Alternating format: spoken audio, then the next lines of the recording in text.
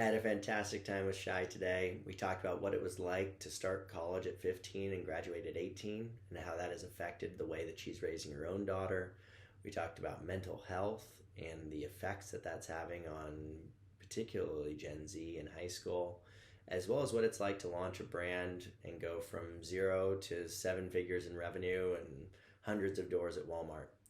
I think you're going to really like the episode today. If you enjoy the show, make sure to be a friend, tell a friend. Thanks, guys. Influencers, inspiration, and Instagram, Instagram, Instagram. This is Earned by Tribe Dynamics. Here's Conor Begley. Hi, everybody, and welcome to Earned. Today, I am really excited to have Shai on the show. Welcome to the show. Thank you for having me. I'm super excited to be here. And Shai has been dealing with all kinds of hijinks for us this morning. We've upgraded our setups, and I was severely behind. So my apologies for having this start so late. I'm really excited to be here, so appreciate it, and we're good. Well, I can tell you the reason I'm excited that you're here. I think what you've done over the last 16 months is nothing short of incredible. And prior to that, you had graduated college at 18, which I kind of want to dig into a little bit, and started college when you were 15. I can tell you that I would not have done very well at that age in at school, both for maturity and intellectual reasons. And then, since then, have gone through a variety of different things. Grew up in Israel and then have now founded the brand Bubble, which you launched in Walmart last year. And from what I've been told, is in the kind of seven figures of revenue already. And from an EMV perspective, you're close to $10 million in EMV, growing very quickly year over year. And so congrats. That's got to have been a whirlwind the last year and a half. Thank you. Yeah, it's been an exciting year to say the least. We've been enjoying every minute of it. But to try to launch a brand during a global pandemic and with the fun elements of supply chain in the last year, it's definitely been a journey. Is that kind of what's been most difficult about the journey? Is it the supply chain issues or because I can only imagine, right? You go from because you set your expectations, you try to plan, but you never know how it's going to go, particularly with a big rollout like Walmart. What has been the hardest thing since you guys have launched? I think it's a combination of a lot of things. I would say definitely supply chain has been a really, really big journey for us. Outer than supply chain is just, trying to scale a business really quickly. Our goal is to really become the standard for young skin worldwide, but in the beginning nationwide, which is means we need to do a lot in a very short period of time. And just scaling with a small team and, with really trying to do a lot in such a short period of time has been definitely a lot of fun, but also a lot of different hurdles and challenges. Yeah, I think I've heard people talk to me for a very long time about being kind of the next proactive, right? And you don't really realize how big that market is. Like it is a really, really big market. And I know that from when I was young, there are very few issues in my life that have been more debilitating or stressful than like my skin when I was like 15 years old, acne, whatever. So it's a big market with a lot of opportunity. I think it's a big market with a lot of opportunity, but also a market that hasn't evolved in like 70 years. I think the perfect example is Cetaphil just announced that they're reformulating after 70 years. Oh, It's wow. yeah, exactly. It's like from an innovation perspective on the product side, on the branding side, it's been a market that has been stuck in the past in a really, really big way. The same products that my mother used are the products that are being used today, and some of them are also the same products that my grandmother used, which is the perfect example for why there's such a need for innovation and also just products that are so much more backed in science and research because a lot has happened in science and research in the last few years. Yeah, absolutely. And it's hard for me to comment very specifically on the science element, right? So to comment very specifically on the formulations. But what I can say is from a communications perspective and from a marketing perspective, as I looked more deeply into what you guys are doing, like you have gone all in on communicating with this particular group of people. Like one of the things that stood out to me was the like, hey, if you have a skin problem, text us, right? Like here's our number and I was like, wow, like I'm amazed I've never seen that before, right? But that's kind of the magic of the internet is like you can connect directly with your customers in a very personal way while they're in their pajamas in their bedroom and you're at your desk.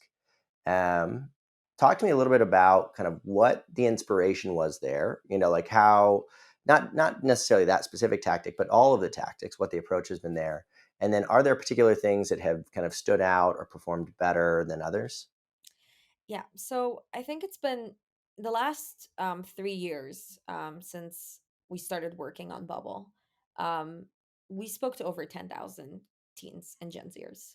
The Yep. way we looked at it is they are so different than us. Like, I'm a millennial, and they're so different than me that the only Yep. way to really make this brand right for them is to involve them in the conversation and get them to be a part of the conversation and tell us what they really think and how they really feel. And if something sucks, like, we want you to tell us if it doesn't work or you don't like it. Yep. So research was rooted in everything we've done. So it started with focus groups. I personally conducted focus groups with 200 teens.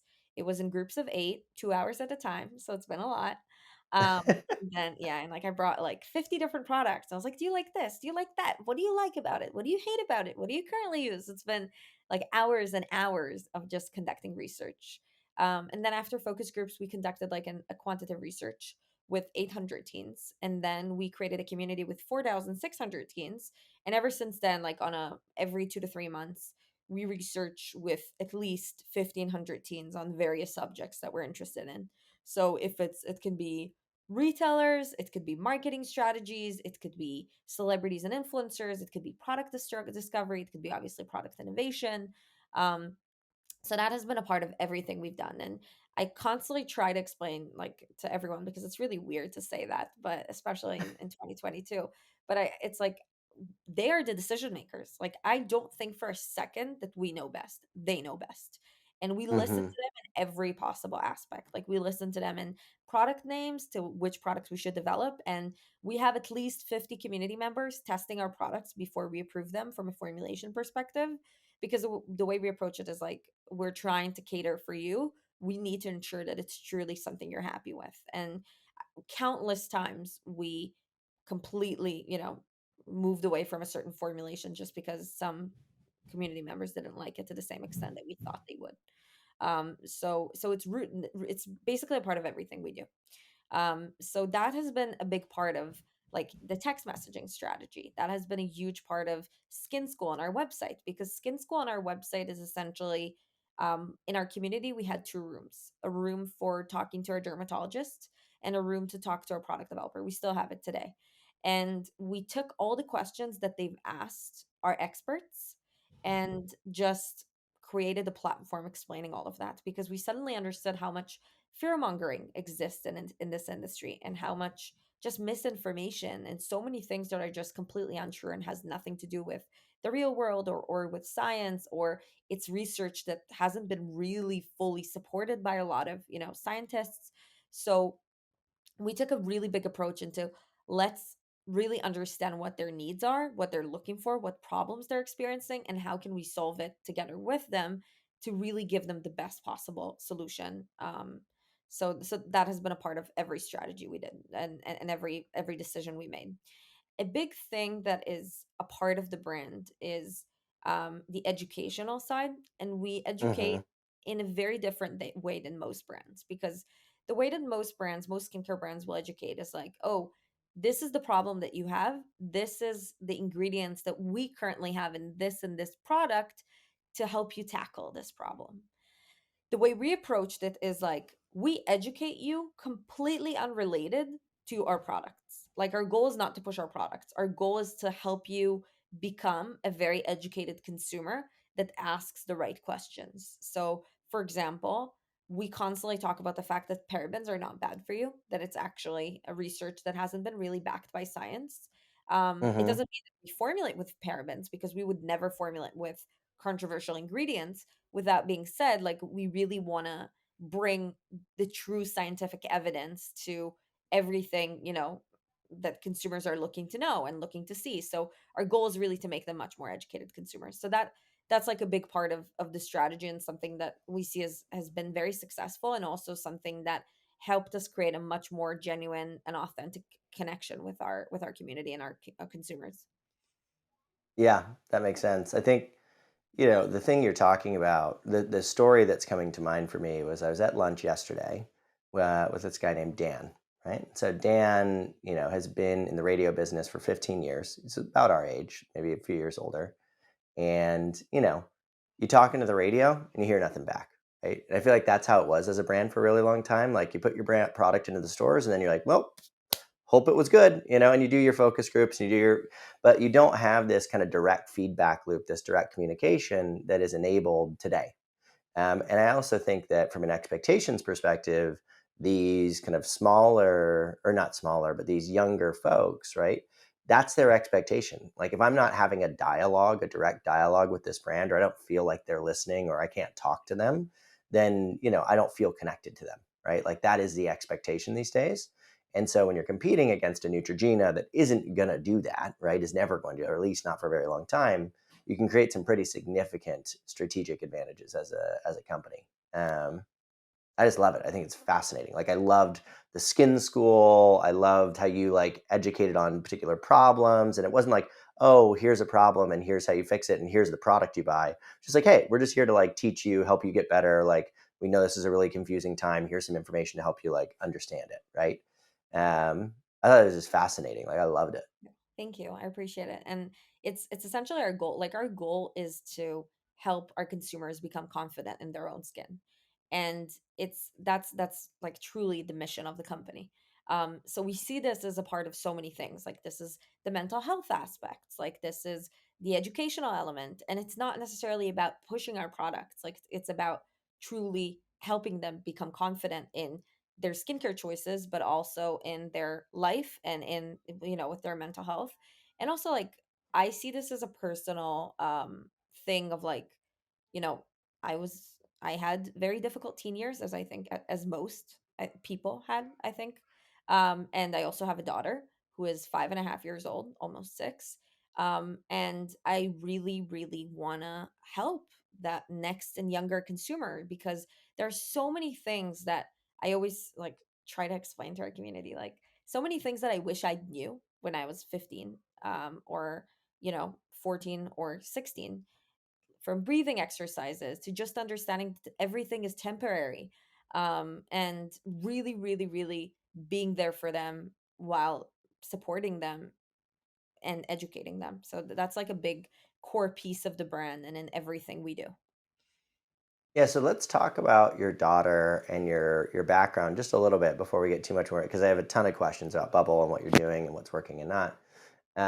So talk a little bit about like college at 15, graduating at 18. I know you were like, you know, deep in the competitive chess game for a minute and you're training your daughter to do that as well. So I'd love to know, like, should I be training my kids to do chess? Is that like how I get them to college at 15? How does that work?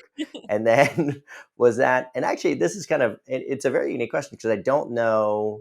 I've talked to people that, did college very quickly or skipped a year or whatever, but no, they're never 15. So if you could go back, would you do that again? Right? What were the advantages and disadvantages? And yeah, just tell me about that part of your life, just kind of childhood through college, and then how that affects how you raise your daughter. Yeah, that's a really interesting question. I don't think I ever talked about that actually. So I I was always like this kid who was an adult. Like I never really knew what it is to be a kid. I always was always behind a book, like reading. I was super self-motivated in things I liked. It was really hard for me to be motivated in things I didn't like or that I didn't think I should do. But in everything I really liked, like nobody had to push me or ask for me to do it because I Hmm. really, really enjoyed it. And I was just like a very like I was really like a self-learner and hated to be in school, but I was identified as like a gifted child, and like very early on when I was 7 or 8. And because of that, it opened a lot of different opportunities for me. And in Israel, like growing up in Israel, there's like this thing that they try to explain to you and to teach you, like you have to do really well in school in order to get like really good finals, and be really good at your finals, and then go to a really great university, and then you're going to get a really, really good job. And when I was 15, I had the opportunity as a part of like the gifted program to start my BA. And that was the moment that I finally understood that it's like the world doesn't really work like that, and everything I was that I've been told is actually a lie, because you don't necessarily need to do really, really well at school in order to do this, and like it doesn't really work that way. And Mm-hmm. some people are Mm-hmm. really, really great at certain things and are not necessarily perfect at all of the different subjects that they're learning in school. And for me, it was like this massive revelation of understanding that I can do so much more, and I don't necessarily. So I just decided to take all my finals and all my exams from home. Told school, I was like at the end of 10th grade, I told school like, sorry, I'm done. I'm going to focus on my BA now. And then I had an opportunity to like get my BA done by the time I was 18, actually be able to like also work and like get into the business world very quickly. And also at the same time, like got all my finals done at home. And nobody had to push me. Nobody had to tell me. It was a really like, okay, I know I need to make it happen. Let's just make it happen. I studied before every final, probably a week before, and just got it done. And it's and I think like it's something that was very right for me, because I never really got along in high school. I didn't really found like couldn't really find my people there. Mm-hmm. And I was always so much more mature than people in my age. So just kind of found an opportunity to skip to adulthood at the age of 15, and I loved every minute of it. I definitely don't think this is something I would want my daughter to do, because my daughter is a very different person. Like she's a child that loves being a child. Like she's actually completely different than me and like loves very different things. She's very similar in certain things, but in that part, like I love the fact that she's a child enjoying to be a child and like not trying to become an adult very quickly. And like I'm actually like taking the exact opposite approach of like not trying to push her academically, and like she loves certain things, like she's very artistic, so like focus on the artistic side. But it's very much like the way I look at it is like everybody in the world has something, and I have like this massive passion for education and like different like seeing how education is as a whole. And I really believe that a world that it's like work, right? If you love what you do, you're not going to work a day in your life. Um, Mm-hmm. and I Mm-hmm. don't think school needs to be much different. Like I feel like a lot of people could find the things that they truly love doing in school if the education system would have allowed them to do it. And if the education system would have been really right for this. So that was like something that I learned early on, and like I loved my BA, so it was very quick and easy process for me to do it. It was in international relations, and like I love history, so I enjoyed every minute of it. But obviously it's not right for everyone. Yeah, for sure. My co-founder also, he like, graduated early, like skipped a grade, did that whole thing. And his mom took a similar approach, which was like, hey, if you're not into it, like you're not into it, right? And she, but really let him dive into things that he was into. Like, okay, well, you do like this, let's push on this. Um, I talked to me, I don't want to talk about the chess stuff too much, but I'm just fascinated because can't remember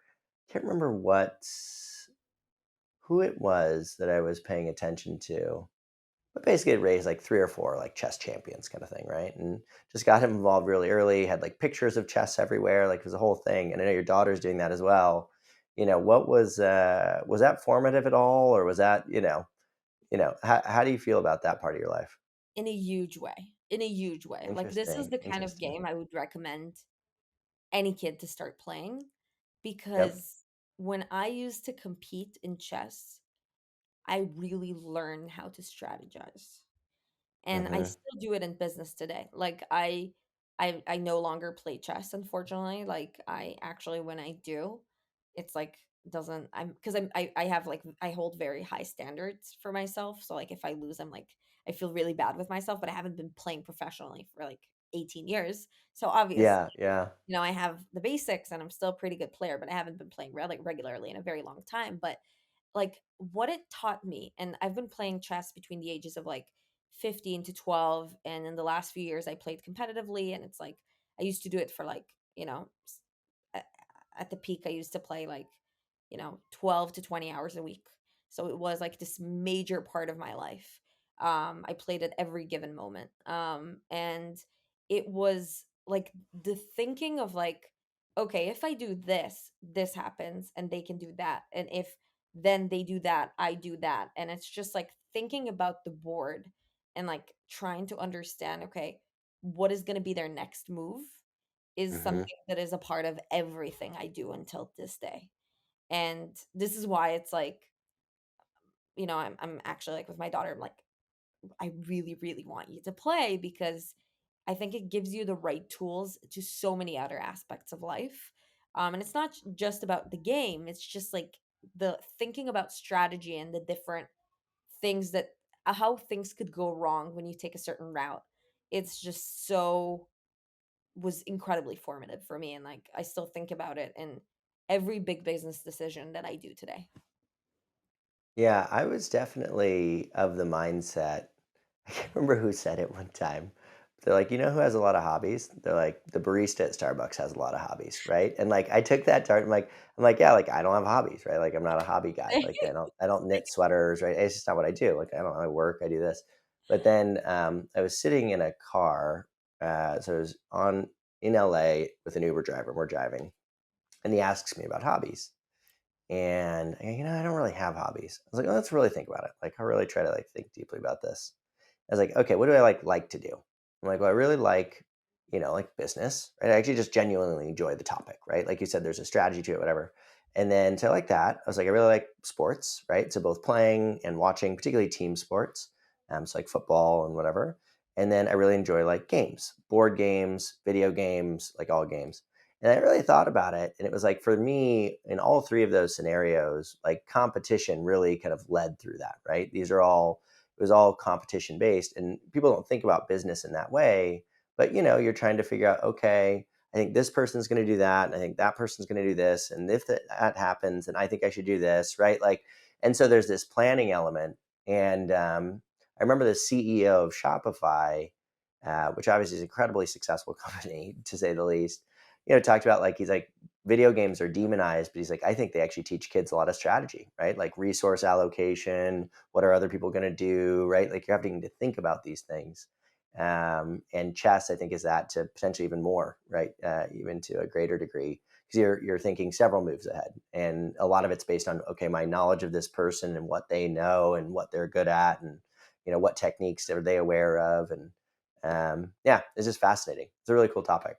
Yeah, I could not agree more. So first of all, I love hearing what you said about hobbies because I always felt like I'm the only person in the room who has no hobbies, and it always makes Yeah. me feel so bad because like I don't do anything. Like I work and I spend time with my daughter, like and like my life partner. Like I don't really have time to do anything else because the moment my daughter goes to sleep, like I'm back to my emails until 2 to 3 a.m. Like this is just my life.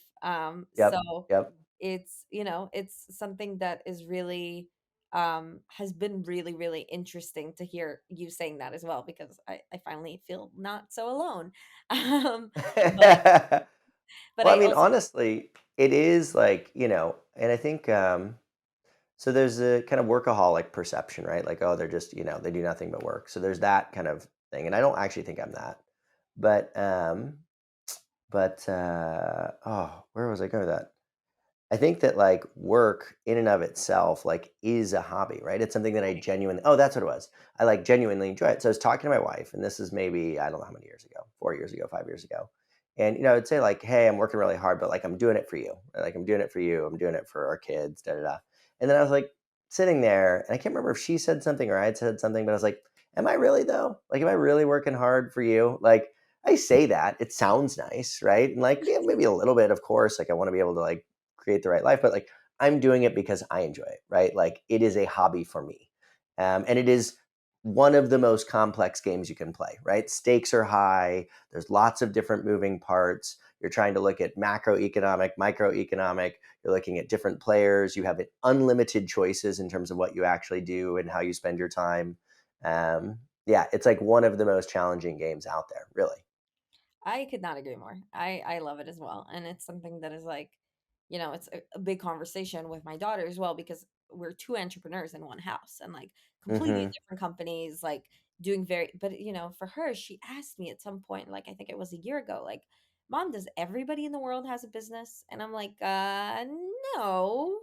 And that's not really how real life is. That's kind of what you're seeing at home, but like, for her it's like a completely normal question to ask when I'm on a phone call. Like, starting the age of 3, she would be like, "Mom, is that your investor?" And it's just like, it's like a normal topic in our house. Um, and she's very, like, aware of it, but it's also, like, always the conversation of, like, I'm telling her, "I do it for you," but then at some point she was like, "Mom, would you ever want to not work?" And I told her, "Would you ever want to not go to school?" And she said, "But I love it, like, I enjoy it so much," and I said, "That's how I feel with work, like, I really enjoy it." Yeah, totally. So, it's always an interesting topic. I think especially when you talk about, like, not to go all feminist, but like when you talk about like moms in the workplace and like mom being an entrepreneur and like a single founder, it's like it comes with different constraints and different things, and it's like it's always an interesting situation when you try to combine all of this together. But also thankfully since COVID we can actually do it from home, which has been easier to a certain extent and harder from other uh areas. Yeah, I think the topic of like just like being a woman is just a very difficult thing to be. I saw this stat this morning, actually just a very depressing stat. It was showing the rate of basically I feeling sad or hopeless kind of thing for teens, and it's all going up, right, which is not good, particularly over the last like call it 5 years. But then what was crazy was it was like double women versus men, double that feeling. Right? It was like men were like 30% and women, high schoolers specifically, were, like 55%. Yeah, It was like crazy. I'm like, holy shit! Like more than half of the women in high school feel sad or hopeless. Like that's crazy. crazy. I think the expectations around like you have to be a partner at the law firm and be at the PTA meetings and be a great mom and maintain a household and like all of these things are just not realistic, right? You have to make choices and you have to choose the things you want to do, and by choosing certain things, you are not choosing other things. Yeah, I don't know. It was a shocking statistic to come across. Yeah, and I think you're touching a really interesting subject because I totally agree with you. But I would also say that it's like, I think Gen Zers are struggling more than any other previous generation. They're also the Hmm. smartest from any other generation, but they have all this information that like you and I didn't have access to. Hmm. um Completely, like, they have every possible access and they can be educated on every possible topic, but in a very subjective way. So they go on TikTok and they go on YouTube, and that's how the average teen is being educated. Like, they do some Twitter as well, but like the most, like, every teen I spoke to would spend, you know during school days 2 hours, outside of school days probably about 4 to sometimes even 6 hours a day on TikTok. And they're getting Crazy. incredibly educated from this platform, Hmm. but what kind of education they're getting? Because at first it's a very subjective education. None of it is Hmm. objective. It's all from the eyes of somebody who doesn't really necessarily know what they're talking about. And second of Hmm. all, they didn't really have the opportunity because of COVID to experience a lot of like real life events. So the result of it is a generation that is incredibly educated and very street smart because they're learning from other people's street smart skills. With that being Hmm. said, like, very emotionally undeveloped. And that's causing so Yep. many issues, from cancel culture to like mean girls culture in like high school to different things that are just, it's sometimes can be really really hard and really challenging, and they're struggling as a result of it in a big way, and that's like one of the main reasons why we put so much emphasis on mental health, and that we try to do as much as we can to support them also, and like we have resources on our website for mental health, and this is something that we talk on our social on, I would say, at least 2 to 3 times a week, because like it's a lot of it is also like not even understanding a lot of tips and tricks that could help you get through a lot of situations. So we try to like support as much as we can, but it's like it's a generation that has a very very challenging lives because of all these different things and because of the pandemic and because of all these social media, that is actually so much, it takes such a bigger part of their lives than it was when we were teens. Like I grew up with Yep. Facebook, but it was like Facebook with friends of mine. Like I truly built a connection through Facebook. Like I added all my friends as friends. I saw the pictures that they're posting. Like now it's about like seeing certain interests that you have on the different content platforms and being educated about all these subjects, when sometimes you're scrolling through a lot of things that a 13-year-old shouldn't be seeing or listening to. Yeah, for sure.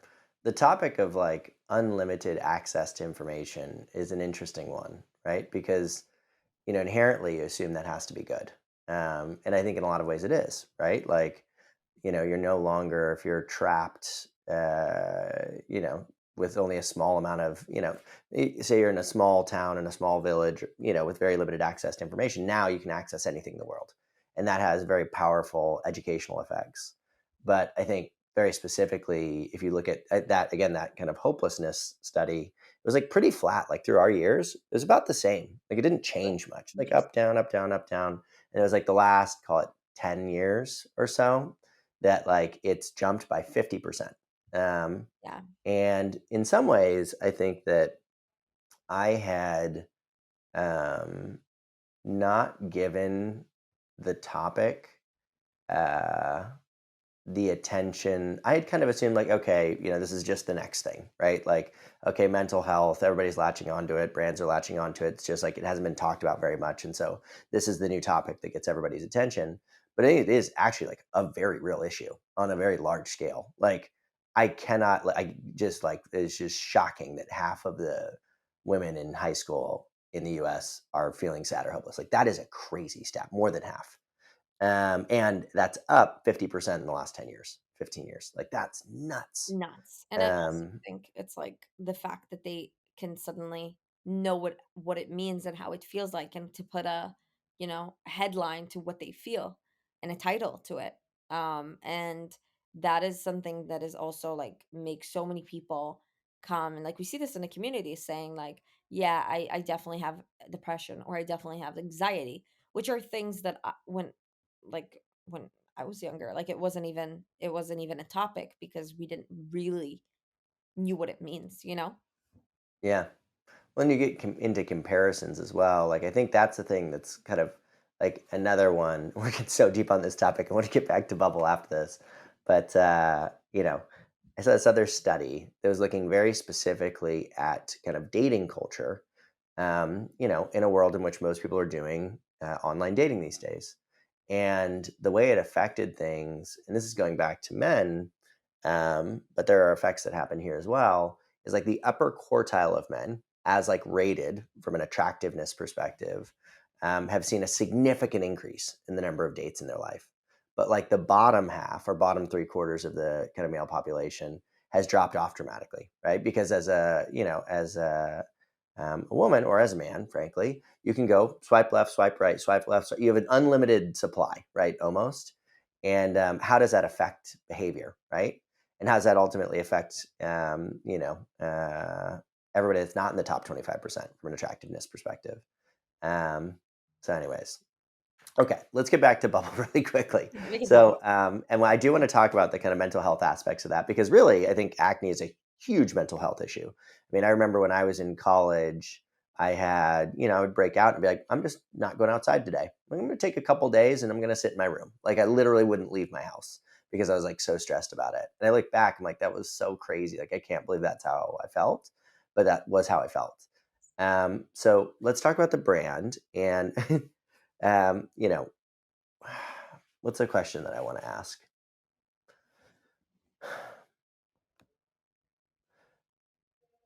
So in launching the brand, like, and dealing with those, helping people to deal with those issues, what have been some of the biggest kind of light bulb moments and times in which you saw kind of the impact that you were having with the educational material? Or Um just honestly being somebody that they can text? um So it's been actually really, really interesting. I think it's been a combination of a lot of different things. I think it was in the first focus groups way before we launched the brand. This is like 2018, 2019. Mhm, mhm. Just like I been sitting in a room with them and I came to this focus groups with like so many assumptions, right? You come into this and like as an entrepreneur and know it all entrepreneur, you come into this. I know exactly what they think. I know exactly what they're using. I know exactly what they're excited about. I know exactly where they shop. Like, let's just ensure that we can, just Check the boxes. check the Yeah. boxes and see that this is what. And then I came into the first focus group, and I remember calling one of our advisory boards, who's still like one of our closest advisors, and I called him after, and I was like, like everything I said was completely wrong. I had no idea what I was talking about. They're not using what I think, they're not shopping where I think, like, it's not all of this, like, we could start from scratch essentially of all the assumptions because it was completely different. And because I had this perspective of, like, being a millennial and knowing millennials, I was like, they have access to all the D2C brands. They're like all about Glossier. They use all the drunk elephants in the world, like they're buying in Sephora. Like I had all these different perspectives of like, I know exactly who they are, where they shop, because it's, Gen Zers. Like, of course, they're the extreme version of millennials. But no, Gen Yep. Zers are the complete opposite of millennials. But I didn't know it then. So so I'm coming into these focus groups and I'm like, "Hi," and showing them coming like taking out of my bag like a drunk elephant product and they're like, "Oh, this is really cool. I've never seen this before. This is really, really cool." And I'm like thinking in my head, Like, "Do what? they not know elephant? How do they not know drunk elephant? Like I thought they're all using drunk elephant."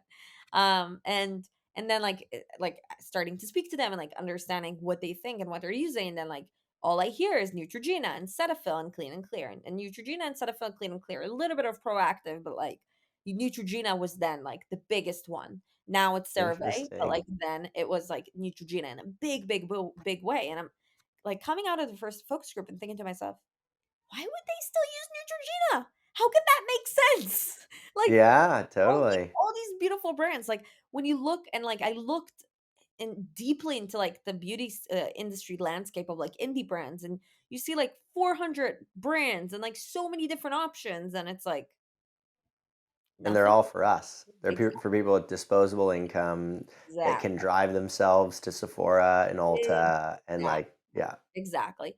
And they're made for people who over the age of 25 that can spend an X amount of money per product and also are, looking for anti-aging products. And then that's when I realized like this entire industry has been focused in the last 4 to 5 years solely on millennials. Yep. Nobody even thought for a second that there's a generation, a huge category that is still buying in like Walmart and Target and CVS, that is Yep. still, that is doesn't have a disposable income, that are looking that they don't know much about skincare. They definitely don't have it accessible to them. And it's like when I started researching, like 24% of teens were using Neutrogena. That's crazy. 24%. And it's Yeah. like, it's such a so that's when that was like a major light bulb moment of like understanding, okay, definitely it's a whole another category. And then to just like in our community and talking to them, also like understanding where they shop and the fact that like they feel intimidated in Sephora.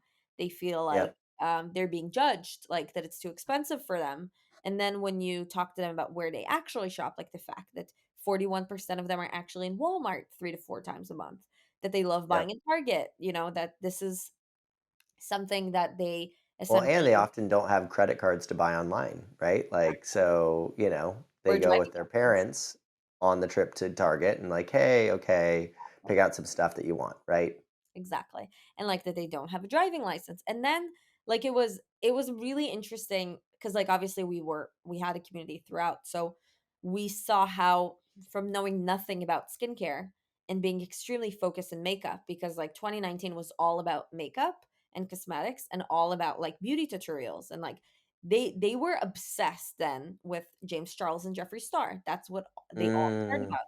And they knew nothing about skincare. They knew nothing about like ingredients. They knew nothing about what is the right ingredients. Like niacinamide was a word that I would say 99.9% of Gen Zers didn't even know that existed. And like now every teen is like, "Oh, it has niacinamide in this. I'm so excited." Like this is a whole a whole new thing. Um so we throughout the pandemic, like we saw how everything and the narrative is changing to skincare, and how everyone is being extremely educated into skincare, and like how has that shifted again, in the last, I would say, 6 to 12 months, because again, like people are not as excited about skincare as they were a year and a half ago. So not in terms of like not excited about using the products, like they're all still using products, but rather than like, the skinfluencers that used to be huge a year and a half ago, now like makeup is getting a lot of the attention again, and like they're much more interested in like experiencing makeup and like playing with it, and all these elements. So a lot of like different light bulb moments of like understanding how much I don't understand of Gen Z, how much Yep. their shopping behavior and their shopping patterns are completely different, and also the need of like, when we entered this, we knew that there's not a brand like this out there, that like nobody's Hmm. doing what we're Hmm. doing. And even like brands that are affordable and are selling in big box retailers are still very much targeted towards millennials and Gen X. Like they're not necessarily Gen Z focused. Yeah. So we saw this as like a really amazing opportunity to create something that is so much better for them. So that's like, I would say, like the two elements. And like I think that point was also the point that I understood in a big way, that in order to keep up with them, we have to listen to them, and that we have to make them a part of the brand and their conversation in the biggest way possible. And like we talk about it with them, because we have like constantly Zoom calls with them, and I constantly say like, this is something, every feedback you have, please share with me, because we really honestly think that you know best. So I want to listen to everything you have to say. Um and that was also because like we see how the world is shifting, and like how with Gen Zers, what was relevant a year ago is no longer relevant, and what was relevant 6 months ago or 3 months ago is also no longer relevant. So like the only way to keep up with what's happening is to listen. So very like a lot of major light bulb moments in like the process of listening to them. And just like the biggest learning curve for me was like, always assume you know nothing, because that's the only way you're truly going to understand your consumers. Yeah, I think it's one of the biggest mistakes that entrepreneurs make is like just assuming they know, right? Like, oh, I know this category, right? And you obviously know like Y Combinator, right? But like Y Combinator, for those that don't know, is it's a tech accelerator. They launched Stripe, which is worth tens of billions of dollars, Airbnb, a ton of others, incredibly successful. And one of the things they talk about is just like talk to your users, just talk to them all the time. And I saw somebody making fun of it on Twitter, basically saying like, Y Combinator's big unlock was getting like, engineers who only sit in front of their computer to talk to people. That was the big unlock, was just like, just go talk to people. Like, and then there's another company called Woofu, and it was great. They killed it. Like one of the best returns of all time from an investor perspective on a percentage basis. And only engineers on the team, but what they did was they made each engineer had to do customer service like once a week. And then what happened is they're hearing all these complaints like, oh my god, like how are we still like, we I have to fix this, right? And so it's such a big unlock, just like constantly talking to people. Totally agree. Anyways, I could talk about that for many for like a couple hours. So let's talk. One other topic that I think is really interesting is what we see commonly with retailers today, whether it's Walmart or Sephora or Ulta or Target or whoever, is they want to bring in a brand that already has a presence, right? So, the historical model was the bubble model, which is like you create a beautiful brand, you launch it in retail, that's how you get to be well known, and then you go from there. But I think more commonly what's happened is people are building brands direct to consumer, right? They show traction, they learn, and then they launch in retail. So I'd love to know kind of one, how did you get into contact with Walmart in the first place? Like, how did you get their attention? Right, that's a real thing. Two, what were the challenges of launching in store before you really had? I know you had you had some presence, but before you really had the same kind of presence that a lot of others have when they launch. Would love to know about like kind of that time period, how you got in there, and then what the early stages were like before you show up on the shelves. Like, who is this brand? I've never heard of them before. So actually, it's an interesting question because I kind of think that we did do the first thing you said, which is to like Oh, you launch did? Okay. Okay. traction and then be in retail, but it was like so fast paced. So like so fast Gotcha. paced and like not in a Okay. way that I've ever imagined. So the entire approach was like we know in order to become the category leader, we will have to be in retail. But, I did an interview a day before our launch, and I was like, our goal is to be in like literally almost every drugstore within or like different retailers in 12 to 24 months because I was like, okay, it's going to take forever. It's going to be, it's going to take some time. And then we launched and launch was like this massive explosion in a really beautiful way. Like again, we were shocked by a lot of things, and one of the main things was like the brand awareness that we've managed to get to in a very short period of time within our target demo.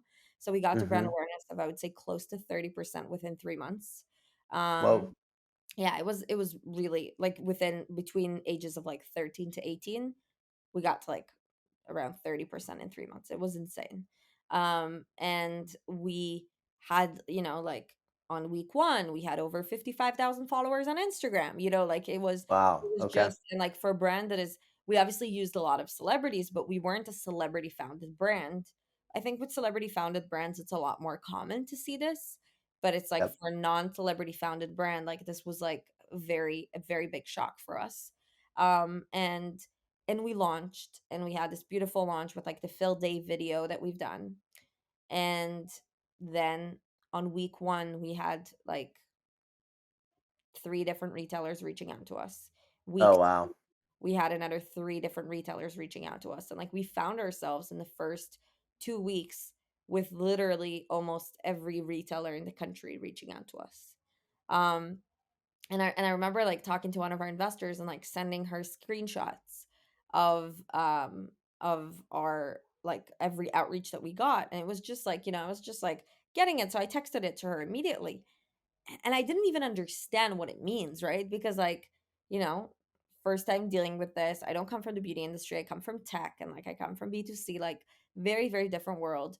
Um and like suddenly having all these, we had an opportunity actually. Like if we would have said yes to all the retailers that reached out to us, we would have been in 12,000 doors in year 1. Whoa. Yeah, that's a lot. Yeah. So it was like insane. So Yep. we found ourselves needing to like to dive into like understanding every retailer and their business model and how they work and like how can we be successful there and what other brands they carry and how does it look like on the shelf and all of that stuff. But it's really been kind of the fast pace of like, okay, we've been for 8 months on D2C, and then we launched in retail in 3,800 stores. Um, Yep. and it was also a big decision because, like usually like not a lot of D2C brands go to Walmart first back then. I think now it's getting more and more common, but then it was like it was only 7 months ago, but like so much has changed in that 7 months. Um so so it's been like this whole process of like understanding and diving deep into which retailers can really have, we'll have our consumers, where do they actually shop, how can we ensure that it really looks best on a shelf, how can we ensure that we Yep. really create the connection.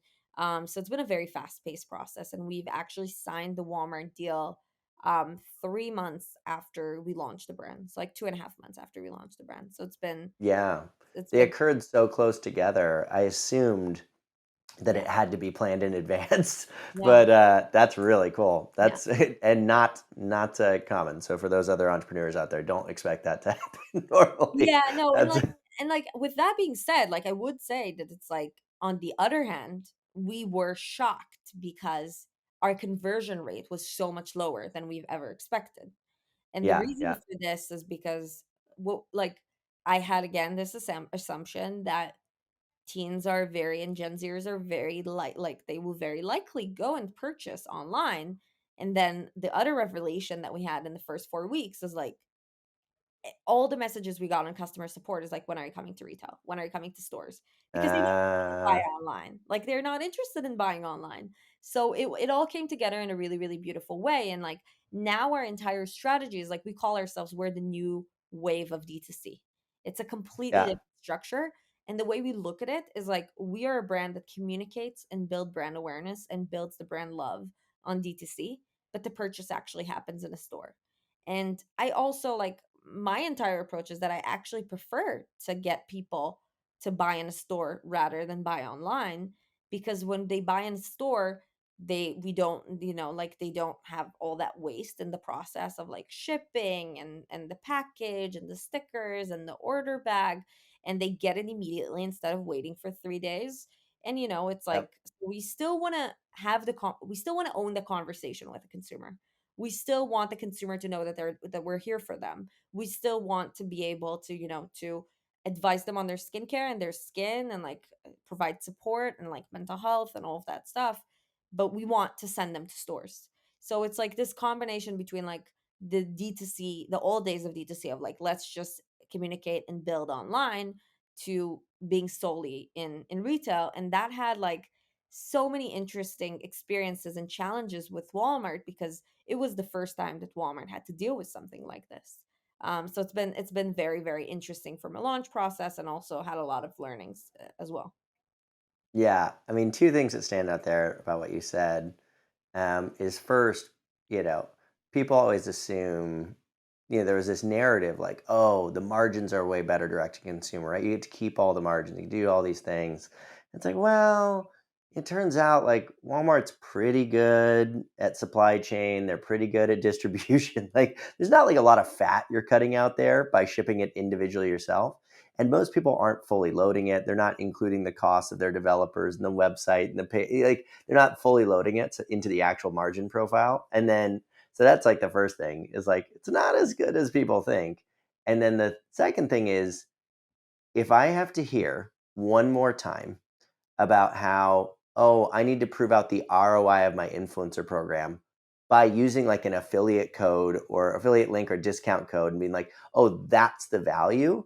Like, I'm going to fucking scream. Like, I'm gonna scream. Like, how are you so fucking stupid, right? Like, you like, and on top of that, like, anyways, just it's like, uh, in some ways, right? The ability to be able to track everything online is great, right?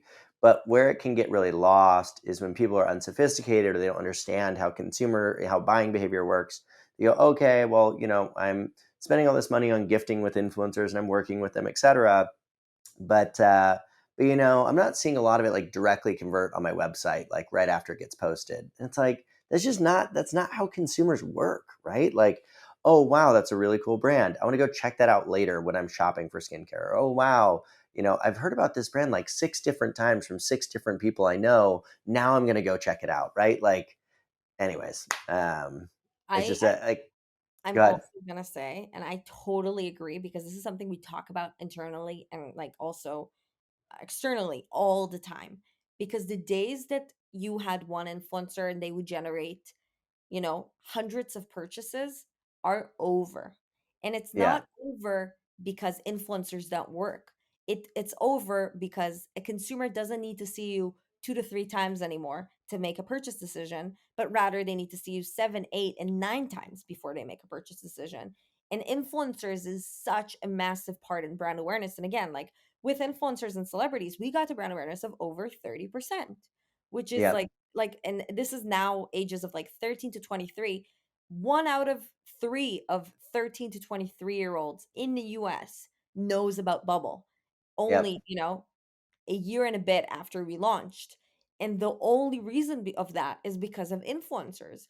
With that being yep, said, like, they would probably need to see us multiple times again to really make a purchase decision. And that's the whole thing around the J curve as well, around brands, that people don't yep, understand. That it's like it starts, it starts, it starts. And then like when a lot of consumers see you multiple and multiple and multiple times, then you start seeing like this massive curve going up. It's like it doesn't happen instantly. And a single influencer is not going to give the decision. Like, it's a massive part of your awareness building, massive part. Like the best way to build awareness today is with influencers. With that being said, like you can't tie that to specific conversion anymore because that's not how the world works anymore. And that's not how the new No. product is. Yeah, the thing I always that kind of connects with people is like if I want to watch a TV show, it takes like three of my friends, maybe four, to directly recommend it to me, right? Like before I'm like, okay, I'll check it out. There are so many demands for your attention and so many opportunities to spend your time, money, attention in different places. It takes a really strong pull, right? It takes multiple connections and usually multiple times from those connections. Okay, so I'm starting to ask for too much of your time. So let's get to a fun kind of end of show question. So we talked about hobbies a little bit, No and you hobbies. said no hobbies. But if you could have a hobby, like it's if there's something you're like, that's the hobby I want to have, but I don't take the time or spend the time to do it, what would it be? Or maybe it's none. Maybe it's zero. Reading books for sure. Like that's the thing. Yeah. I used to be able to do that before my daughter was born, and like ever since then, like nothing. And I miss it dearly and deeply. That's like I would say the main thing that I miss really, really, really badly. I kind of So wait I'm for really yeah, sorry, go ahead. wait, no, what were you gonna say? No, just that like I'm waiting for my daughter to like read really, really well so we could start reading books together and it could be like a joint experience because like I miss it so bad and like I just can't find the time to do it or like even the mindset to get into it. Yeah, I am really good at buying books. I buy a lot of books now. And I'm like, I'll read these sometime. And Okay. like, yeah, but no, I once we had kids, that's one that really went out the door. And I remember talking to my father-in-law, and he had a lot of books, out, and he's done very well. And I was like, "Oh, like, like how much do you read these days?" He's like, "None." I'm like, "Oh." Like it's just I'm like, "Does that just go away?" And he's like, "Yeah, it kind of does." And so, like I powered through so many business books, so many I actually like kind of did almost purely nonfiction during the entire time that Tribe was started because I was so afraid we were going to fail. But it's just like now I just buy them and I look at them and I'll read a few pages and I'll get sad that I didn't read it, but that's about That's that's about it. Exactly. It's also like yeah. entering a certain mindset that I'm just incapable of entering in the last 5 years, you know? Like entering a mindset of like, actually, okay, this is a moment that I take for myself. Like this just doesn't exist anymore. It's a big transition that you have Yeah, as a parent. exactly. Well, Shai, I'm so appreciative of you taking out the time and dealing with all of my shenanigans to kick off this podcast. But I am very impressed with your success, and I'm very thankful for Melanie Bender, who recommended you to the show. Thank you. And also, I don't know if you know this, but we actually had one of our investors who has his LPs in Israel asked us to evaluate you guys a long time ago, which is kind of funny to see it come full circle now. And yeah, so congrats again. Thank you so much for taking the time. I know I learned a lot, and I think other people did as well. Same. And thank you. I really appreciate being here. This was so much fun. Really enjoyed it. Thank you for having me. Of course. All right. Bye, Shai. Bye. Hit subscribe now. Earned by Tribe Dynamics. Tribe Dynamics unlocks your social media influencer community.